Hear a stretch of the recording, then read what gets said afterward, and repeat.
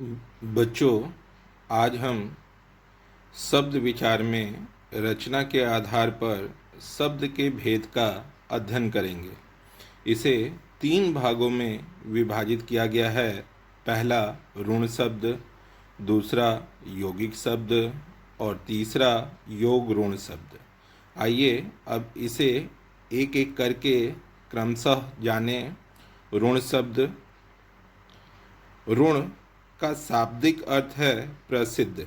ऐसे शब्द जो किसी सामान्य एवं निश्चित अर्थ का बोध कराते हैं तथा परंपरा से चले आ रहे हैं, उसे ऋण शब्द कहते हैं। ऋण शब्द के खंड नहीं किए जा सकते। इनके खंड करने पर इनके खंडों का कोई अर्थ नहीं निकलता।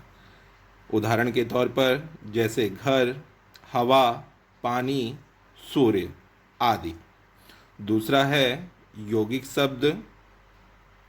दो या दो से अधिक शब्दांशों के योग से बने ऐसे शब्द जिनके खंड किए जा सकें यौगिक शब्द कहलाते हैं। जैसे उदाहरण के तौर पर रसोई घर, देवालय, छात्रावास और देवदूत आदि शब्द यौगिक शब्द के उदाहरण हैं।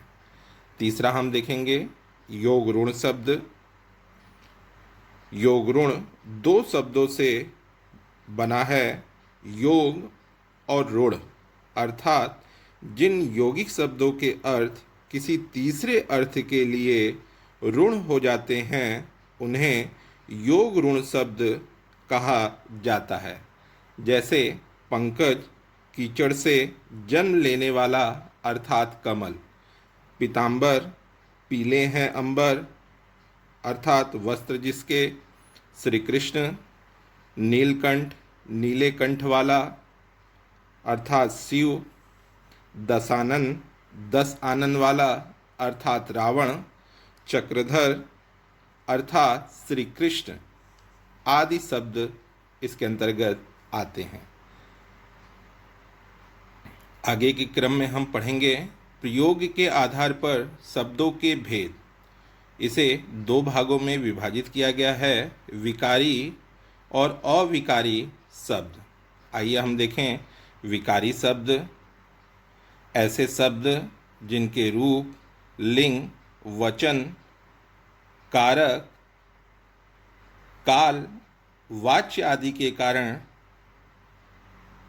बदल जाते हैं उन्हें विकारी शब्द कहते हैं। जैसे उदाहरण के तौर पर यहाँ छोटे छोटे 3 वाक्यों को लिखा गया है। लड़का खाना खाता है, लड़के ने खाना खाया, लड़कों से खाना खाया गया। उपयुक्त वाक्य में देखें, जो लड़का शब्द है वह दूसरे में लड़के और तीसरे में लड़कों में बदल गया। पुनः देखें, इसमें खाता है शब्द खाया और खाया गया में परिवर्तित हो गया। ठीक उसी तरीके से हम दूसरा उदाहरण लेते हैं। वह पत्र लिखता है, उसने पत्र लिखा, उससे पत्र लिखा गया। यहाँ हम यह देखेंगे वह शब्द उसने और उससे में परिवर्तित हो गया। और दूसरा हम देखें, लिखता है, लिखा और लिखा गया में परिवर्तित हो गया। विकारी शब्द के भेद हैं संज्ञा, सर्वनाम, क्रिया और विशेषण। आइए हम अविकारी शब्द को देखते हैं। ऐसे शब्द जिन पर लिंग, वचन, कारक, काल आदि का कुछ प्रभाव नहीं पड़ता तथा जिनका रूप सदैव एक जैसा रहता है उसे अविकारी कहते हैं। उदाहरण के तौर पर यहाँ पहले वाक्य में 3 छोटे छोटे उदाहरण लिखे गए हैं। देखें, मैं यहाँ रहता हूँ, वे यहाँ रहते हैं, तुम यहाँ कब आए। दूसरे में देखें, दो वाक्य लिखे हैं। वह राम के आगे चल रहा था। दूसरा वाक्य है बैंड वादक सैनिकों के आगे चल रहे हैं।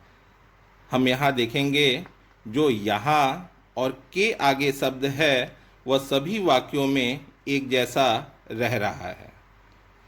अविकारी शब्दों के भेद हैं क्रिया विशेषण, संबंध बोधक, समुच्चय बोधक, विस्मय, आदि बोधक। आगे का अध्ययन हम अगले पाठ में करेंगे। धन्यवाद।